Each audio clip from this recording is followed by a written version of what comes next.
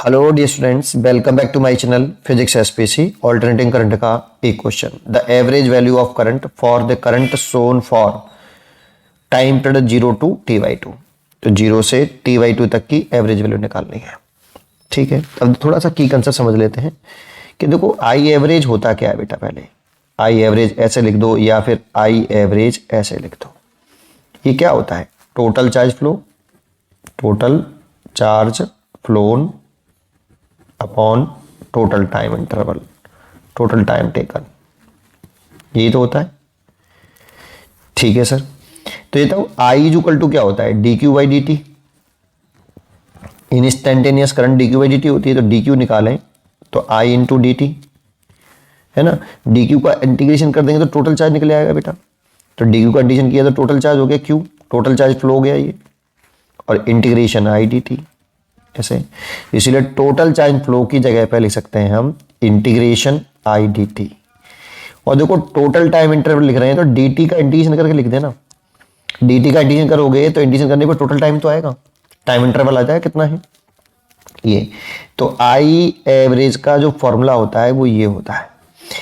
Actual में कोई भी टाइम डिपेंडेंट फंक्शन हो उसका एवरेज निकालने का यही फॉर्मूला होता है ना। सबसे पहली बात तो एक बात तो हमें ये समझ में आई कि आई एवरेज पूछ रहा है और हाफ साइकिल में पूछ रहा है 0 से t/2 साइकिल में।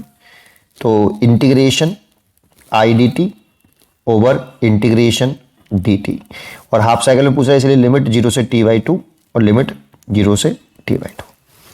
अब एक्चुअल में ये वाला चीज क्या है ये बेटा? ये अगर तुम ये जानते होंगे कि करंट और टाइम का ग्राफ है तो इन दोनों के मल्टीप्लिकेशन से जो हमें मिलता है इन दोनों के मल्टीप्लिकेशन से जो हमें मिलता है वो हम एरिया से निकालते हैं। और अगर इसका डिवाइड करें, इसको ऊपर रखें इसको नीचे रखें, तो डिवाइड करने से जो मिलता है उसे हम स्लोप से निकालते हैं। ये जानते होंगे आप शायद, है ना। तो इन दोनों के मल्टीप्लिकेशन हो रहा है, करंट और टाइम का मल्टीप्लाई हो रहा है। तो इन दोनों के मल्टीप्लिकेशन से हम जो चीज मिलती है हमें मल्टीप्लिकेशन से, उसको हम कैलकुलेट करते हैं किससे? एरिया से। तो आप लिख सकते हो इसे एरिया अंडर, अभी समझा भी दूंगा इसे और कैसे करा, I T graph with time axis divided by, ये पूरा एरिया से मिल जाएगा बेटा हमें। और इसका इंटीग्रेशन कर लो, डी टी का इंटीग्रेशन टी होता है और लिमिट हो गई 0 से t/2। एरिया निकाल लो बस केवल। तो इसका हमें एरिया निकालना है बेटा t/2 टाइम तक, ये वाला ये पूरा एरिया निकालना है हमें। तो ट्रायंगल बन गया। ट्रायंगल का एरिया हम जानते हैं 1/2 बेस इंटू हाइट। तो बेस तो हो गया 0 से t/2 तक, दैट मीन्स t/2 हो गया बेस, और हाइट हो गई ये रही, ये कितनी है I0। तो हाइट है I0। ये एरिया निकाल लिया मैंने पूरा ट्रायंगल का। डिवाइड बाई इसका इंटीग्रेशन करेंगे तो t/2 माइनस के 0 हो जाएगा बेटा। इंटीग्रेशन तो कर दिया, अब इससे ये कट गया तो ये आ गया I0/2। ये करंट की एवरेज वैल्यू आ गई in positive half cycle, positive half cycle बेटा। ये पॉजिटिव हाफ साइकिल में करंट की एवरेज वैल्यू, इसीलिए इसका आंसर होना चाहिए बी। अच्छा एक बात समझो, इसमें थोड़ा सा एक चीज समझ लो, ये करंट है और ये टाइम है। मान लो कोई भी ग्राफ दे रखा है, जैसे ये दे रखा है, चलो ये बना लिया, स्ट्रेट लाइन बना लिया, स्ट्रेट लाइन बना लेता हूं, और मेरे को इसका एरिया निकालना है। तो एक छोटी सी स्ट्रिप काटे बेटा, वेरी स्मॉल पतली सी स्ट्रिप काट लें ऐसे, और ये कहें कि ये टाइम इंटरवल dt है और करंट है इसके लिए, छोटी सी स्ट्रिप के लिए कांस्टेंट। तो इस स्ट्रिप का अगर एरिया निकालें, स्मॉल एरिया निकालें स्ट्रिप का, तो स्ट्रिप कैसे दिखाई दे रही है आपको? रेक्टेंगल। रेक्टेंगल का एरिया क्या होता है? Length into breadth.